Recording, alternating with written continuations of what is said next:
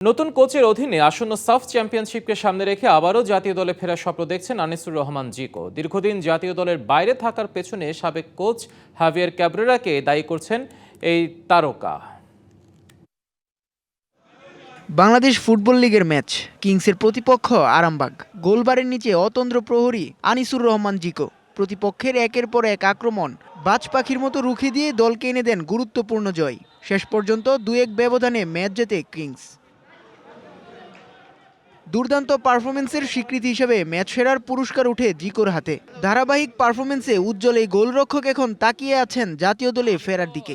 আমার কাজ চালিয়ে যাচ্ছি, এটা তো কোচের বিষয়। কোচ, আমি রেগুলার খেলতেছি ক্লাবে, আমি লিগের টপে আছি, ফেডারেশন কাপও আমাদের টিম ভালো অবস্থানে আছে। তো ওভারঅল সব মিলে আমি আর কাজ চালিয়ে যাব। 2023 সালের সাফ চ্যাম্পিয়নশিপে সেরা গোলরক্ষকের পুরস্কার জেতা জিকো এবারও বড় মঞ্চে নিজেকে প্রমাণ করতে প্রস্তুত। আগামী সেপ্টেম্বরে ঢাকায় বসছে সাফের আসর। সেই টুর্নামেন্টে বাংলাদেশকে চ্যাম্পিয়ন করার স্বপ্ন দেখছেন তিনি। হ্যাঁ, অবশ্যই এটা তো আমার সবসময় কাজ করে। আমার আবার সাফ খেলতে হবে, আমার সাফে সেরা গোলকিপার হবা, এবং আমার খুব ইচ্ছা যে আমি দেশকে একটা সাফ শিরোপা উপহার দেব। খুব ইচ্ছে এটা আমার।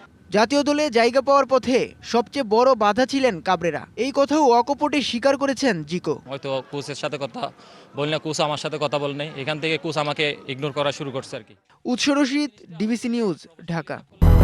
200-র বেশি সার্ভিস ও ফিচারে লেনদেনের সব বিকাশ অ্যাপে সম্ভব।